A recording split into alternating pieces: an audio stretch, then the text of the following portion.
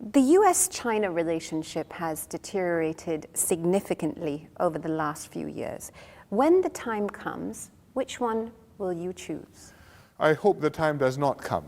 I mean, it is not possible for us to choose one or the other because we have very intense and extensive ties with both the U.S. and with China, economic as well as in other areas.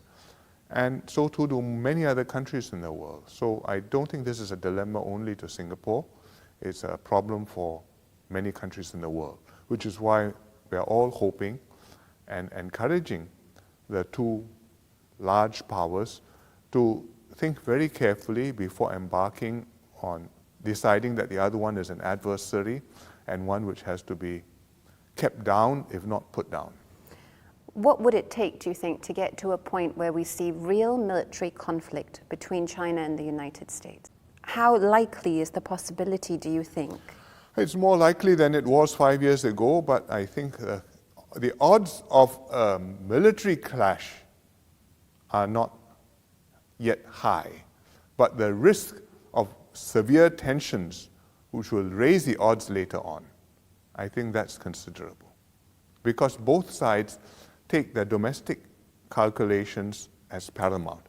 What's their domestic position? How can they secure it? What must they do with their own populations? And their external relations are based on that. And therefore, it's not so easy to say, well, the external logic compels you to work together, because the internal logic may impel you to take a very hard line, and then you may find yourself at an impasse and clash. And that can easily happen. Do you think the U.S. needs to accept that it's no longer number one? I think the U.S. is still number one, but number two is not so far behind, and that's what is difficult for the U.S. to accept.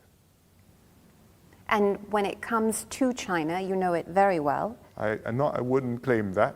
What I wanted to ask you is how concerned you are with the direction that China is taking politically.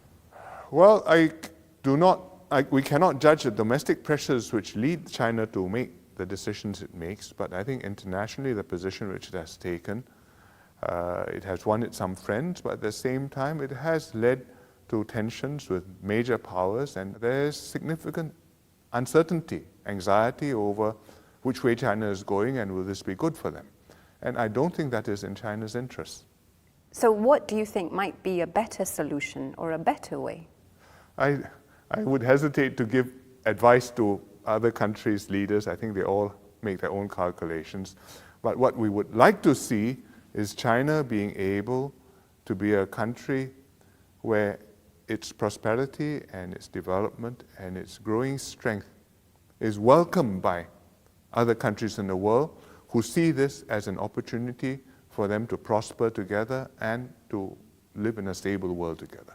And even now, many countries, including Singapore, want very much to maintain good relations with China in order to benefit from China's development and to co-prosper with them. So I think that that is a very important factor which China has had in its favor, which it would be a pity to miss out on in the next phase. If you look at America, it used to be that the business people, American businessmen, MNCs, would be one of the strongest advocates for China and for good relations with China, because they saw the opportunities there, they saw how they could prosper there, they were investing there, they were trading.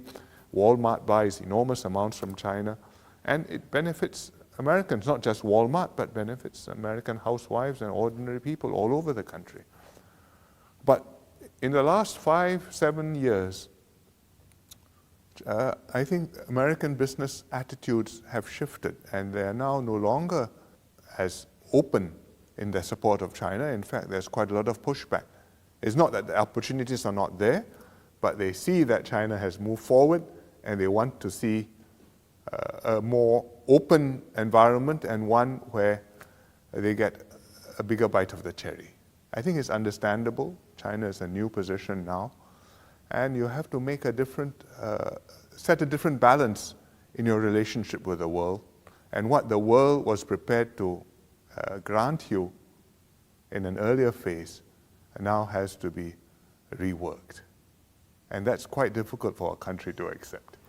Indeed, and it makes it quite difficult for a country like Singapore that sits in the middle of all of this to navigate.